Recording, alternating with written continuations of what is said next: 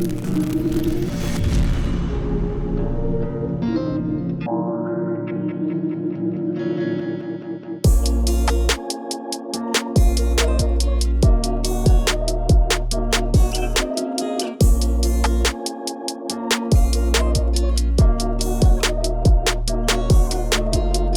Damon here for Automotive Superstore, and today we have Pioneer's DMH-A5450BT doubled-in head unit. This provides Apple CarPlay and Android Auto, all through a 6.8-inch capacitive touch screen. The difference between this model and the one just below this, that's called the 4450BT, is that this one gives you CarPlay and Android Auto wirelessly as an option to being wired. What also comes with the unit is a small GPS antenna that's required for the wireless play. The main loom itself that gives you your power earth, trigger connections, handbrake connection, and access to the 4x50 watt inbuilt amplifier in the unit. It's about 22 watts RMS in real terms. A separate loom for your RCAs. You get front, rear, and subwoofer RCAs that are 2 volts RMS.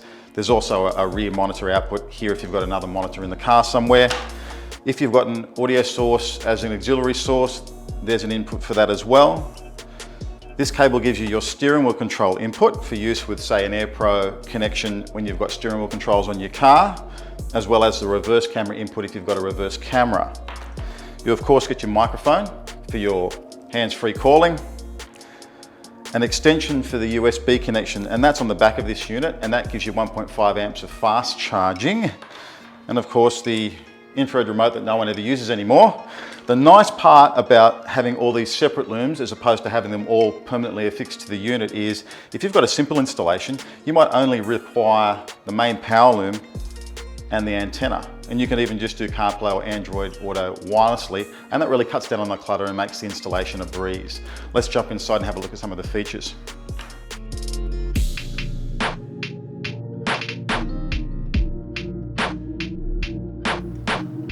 So the primary launch screen you'll get when you turn the unit on gives you your primary source selection.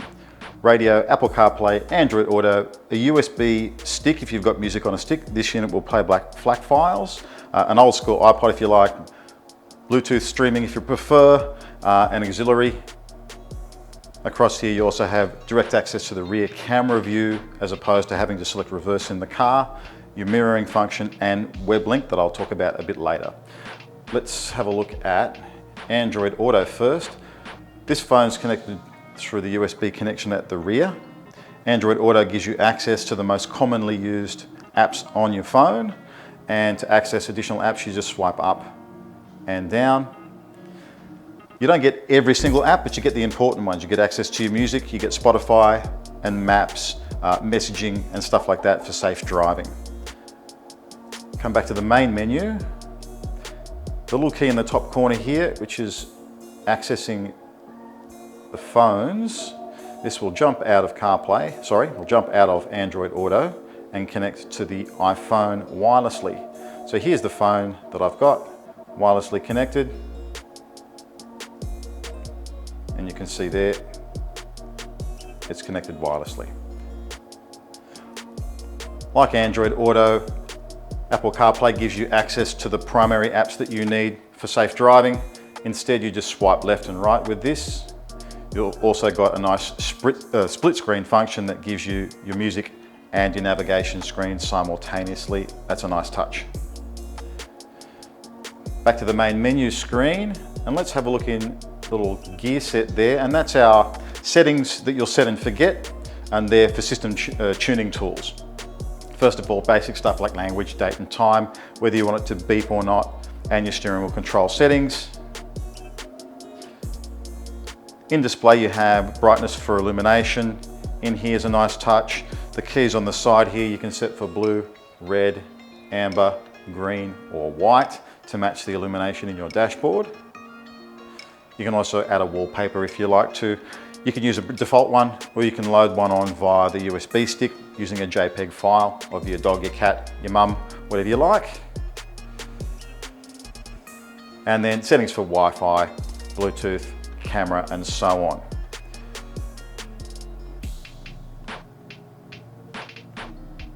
Let's go to audio settings. Basic fader and balance is easy to understand. The crossover and subwoofer section. Default, it has no subwoofer output out of the RCA. You've got to switch that on here. This is the high pass and low pass filters for your main speakers. Very important. If you're running a subwoofer, it's kind of important to have a high pass filter taking away those bass frequencies from the front and rear speakers. They'll play louder and sound better doing so and handle more power. You've got a 12 dB per octave filter slope from 25 to 250 Hertz. Set it around 80 Hertz for most systems and that'll work really, really well. In Equalizer, as with most units, there are preset EQ curves you can play around with and see if you like the sound of. So super bass, powerful and natural. I don't use any of those. I either use the custom setup, 13 bands of EQ you can set yourself, or if you want something really, really simple that's handy, just go down to the loudness function. That gives you a treble and bass boost in low, mid or high levels of intensity. Just be careful how much you use, but even low and medium works well at low to moderate volume levels to make it sound more dynamic. One last thing is they've also added a bass boost function, and that gives a real extra kick at around 40 or 50 Hertz. Again, really to be used with a subwoofer, and use it sparingly. You can cause damage if you've got too much boost and you turn the volume up too high.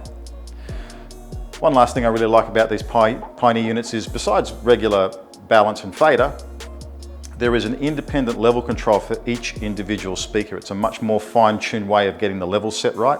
This is also the place where a very critical adjustment is, the subwoofer level relative to the main speakers. Big tip here, if you want more bass and you've got a subwoofer, don't turn the bass EQ up, turn the subwoofer itself up with this setting here.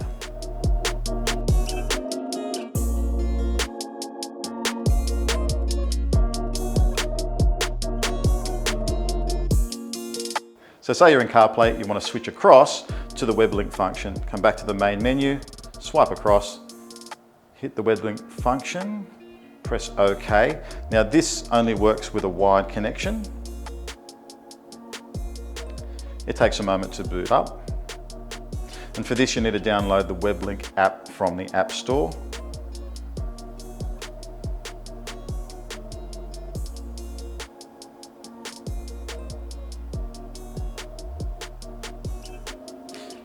So in the WebLink setup, it's similar to CarPlay or Android Auto, where you have a bunch of apps available. In this one, for example, you've actually got YouTube. Of course, you need to be very careful when you use that.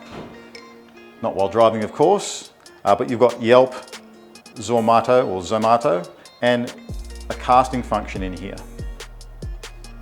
Press OK. Press to start. Start broadcast. So once you're broadcasting, you can come out of this on your phone and go into something, say like YouTube, and you can see it's mirroring what's happening on the screen. And if I play a video there, spin the phone around, it will give you mirroring of what's going on your phone.